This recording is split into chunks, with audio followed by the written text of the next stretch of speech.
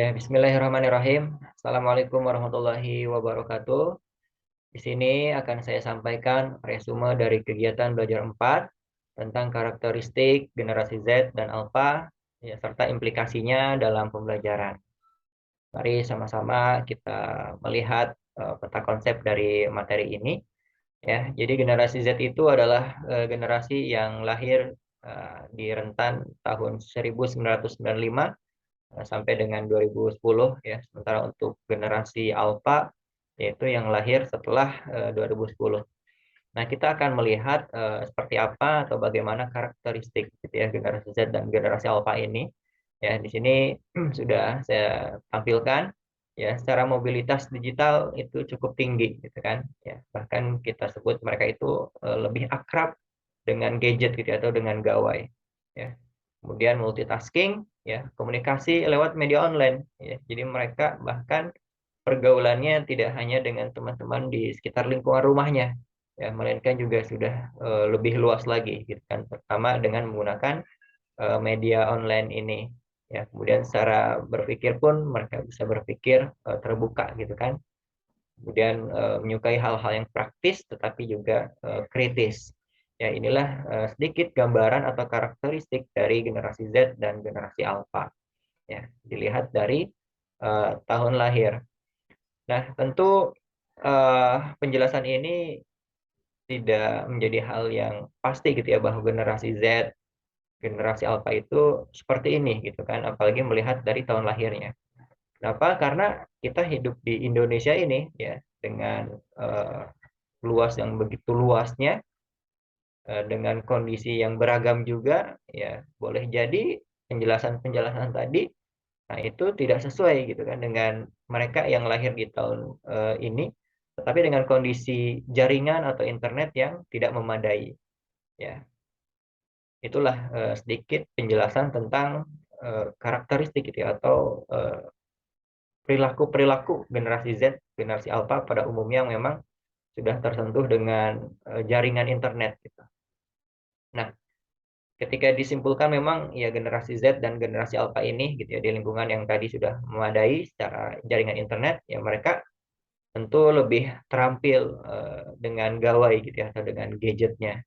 Ya, jadi rata-rata orang-orang yang memang tinggal di perkotaan gitu ya, atau di perkampungan bahkan, tetapi sudah ada jaringan internet, mereka sudah memiliki gadget gitu ya, atau sudah memiliki gawai. Nah, itulah mereka bisa lebih terampil gitu kan dengan dalam penggunaannya. Nah, tentu di sini harus kita perhatikan gitu ya, karena begitu mudahnya sekarang mereka memperoleh gawai gitu ya, sehingga peran kita ya sebagai orang tua maupun sebagai guru di sekolah harus memperhatikan beberapa hal. Ya, tentu di sini yang pertama menyeleksi dan memilih informasi yang baik. Nah, kita harus mampu menyampaikan kepada anak-anak kita ya, agar bisa menyeleksi ya dan memilih informasi-informasi yang memang sifatnya baik. Ya, karena ketika sudah di dunia internet ya, semua informasi dari baik sampai buruk ya semuanya ada gitu kan. Tinggal bagaimana kita bisa memfilternya, ya, menyaringnya, ya. Ya, di sini bahasanya menyeleksi atau memilih informasi-informasi yang baik gitu kan. Karena ya tidak sedikit juga informasi itu menjerumuskan, ya. Dan hal apa lagi yang harus diperhatikan yaitu kebermanfaatannya, ya. Bisa membawa manfaat atau tidak gitu kan dari penggunaan gawai ini gitu kan, atau penggunaan gadget ini gitu kan, atau informasi-informasi yang kita dapatkan melalui jaringan internet atau di dunia maya gitu kan, ya. Dan selanjutnya kira-kira bisa memotivasi atau tidak gitu kan, ya. Jangan sampai kita dengan kemudahan teknologi saat ini ya malah menurunkan motivasi kita gitu kan, ya. Dan selanjutnya menyayangi diri dan orang lain. Nah, ini hal yang harus kita perhatikan, ya. Jangan sampai juga bahkan kita kurang memikirkan orang lain gitu karena terlalu fokus dengan gawai ini, ya. Dan tentu di sini juga kita harus tetap menghargai moralitas luhur gitu kan. Jangan mentang-mentang kita hidup dengan teknologi, ya, kita sudah tidak lagi memperhatikan yang namanya moralitas. Dan yang terakhir mengapresiasi keindahan dan sebagainya. inilah hal-hal yang memang harus diperhatikan ya untuk anak-anak kita terutama di generasi Z dan Alpha ini. Nah, selain itu juga ada hal-hal yang memang harus kita hindari ya. Di dunia internet ini ya banyak sekali tadi ya informasi-informasi yang bisa kita dapatkan. Nah, sehingga kita tadi ya harus mampu menyeleksi, memilih informasi itu gitu kan, atau memilih konten-konten yang kira-kira akan kita lihat gitu kan. Nah, ini ya beberapa hal yang harus dihindari gitu kan. Ya, kita harus mampu gitu ya menyeleksi hal-hal yang ternyata mengandung unsur paham-paham radikalisme gitu kan, bahkan pornografi, narkoba, kemudian juga hedonisme. Nah, ini perlu menjadi perhatian sekali gitu ya bagi kita nih sebagai guru, ya, sebagai orang tua pada anak-anak kita yang begitu sudah terampilnya gitu ya menggunakan gawai gitu kan, ya, sehingga tidak sedikit juga ya pada akhirnya mereka yang mengurung diri gitu kan, fokus dengan gawainya ya, sehingga perkembangan sosialnya menjadi terhambat gitu kan. Ini kembali ke kegiatan belajar sebelumnya gitu kan tentang perkembangan sosial. Nah, ini eh, seiring dengan berkembangnya teknologi juga tentu kita harus menyesuaikan ya. Ini karakteristik dari generasi Z dan generasi Alpha yang memang cenderung mereka tadi ya lebih terampil dalam menggunakan alat-alat yang sudah canggih gitu kan.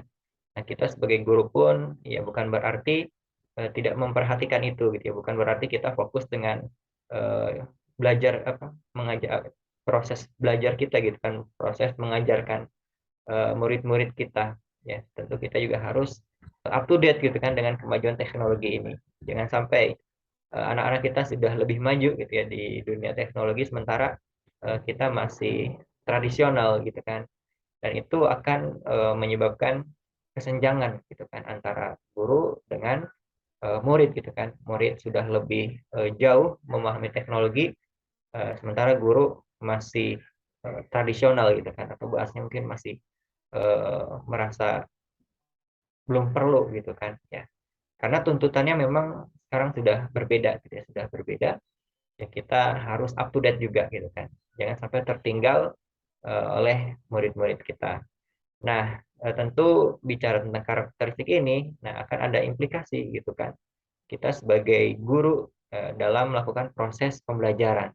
Nah, di sini ada beberapa strategi gitu ya pembelajaran yang bisa kita lakukan, terutama dalam berinteraksi dengan generasi Z atau generasi Alpha saat ini gitu kan. Nah, kita bisa lihat ya ada 5 strategi pembelajaran ya, tentu dalam menghadapi generasi Z ya dan generasi Alpha tadi gitu kan ya. Nah, strategi yang pertama apa tadi? Ya, strategi yang pertama adalah pengembangan HOTS gitu ya. Nah, HOTS ini apa gitu kan? Nah, HOTS ini adalah kemampuan ya, kemampuan berpikir tingkat tinggi.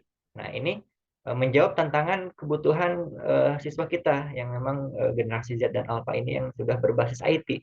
Mereka yang sudah terampil dengan teknologi gitu kan. Sehingga strategi ini menjadi alternatif ya, alternatif terbaik untuk menyelenggarakan proses pembelajaran di kelas gitu kan, di kelas ya. Nah, inilah strategi yang pertama yang bisa kita lakukan, yaitu dengan mengembangkan kemampuan berpikir tingkat tinggi kepada peserta didik kita gitu ya.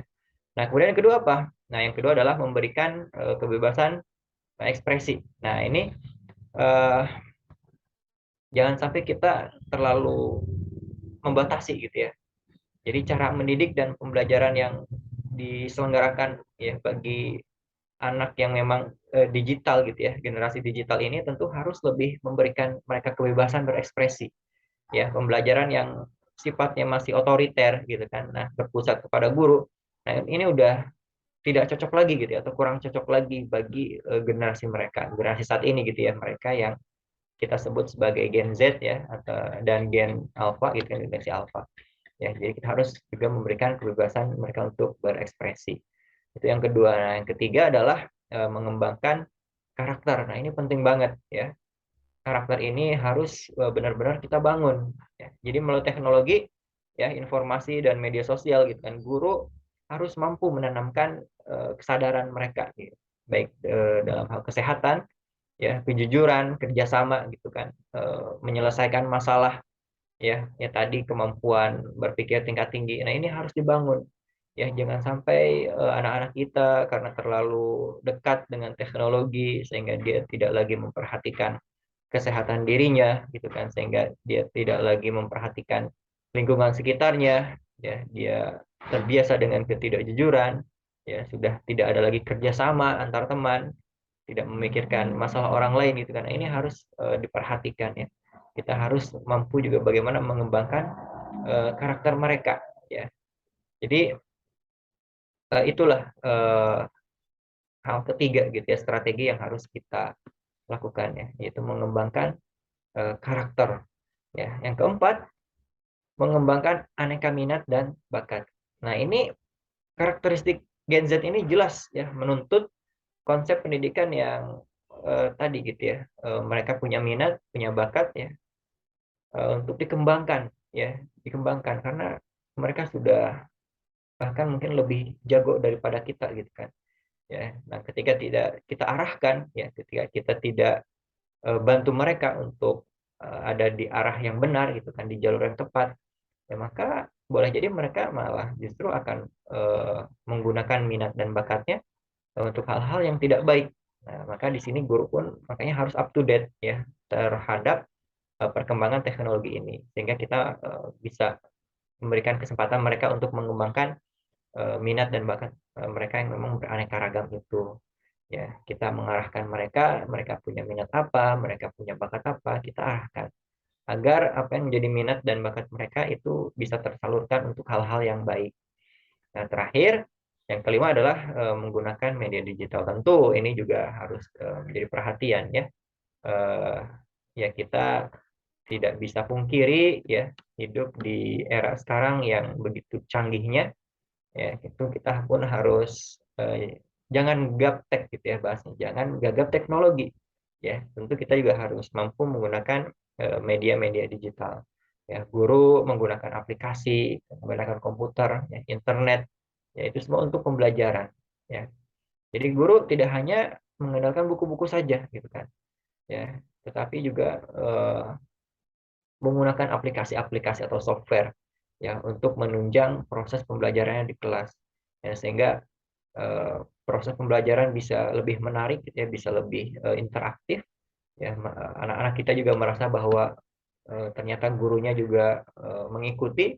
Nah, sehingga ini menjadi penting ya bagi kita untuk menyiapkan strategi-strategi pembelajaran, terutama dalam menghadapi anak-anak kita dengan karakter yang begitu luar biasanya, mereka generasi Z dan Alpha ini. Ya, itulah sekilas pemaparan hasil resum dari kegiatan belajar 4 tentang karakteristik Gen Z dan Alpha dan implikasinya dalam pembelajaran. Demikian yang bisa saya sampaikan. Terima kasih dan mohon maaf, masih banyak kekurangan. Assalamualaikum warahmatullahi wabarakatuh.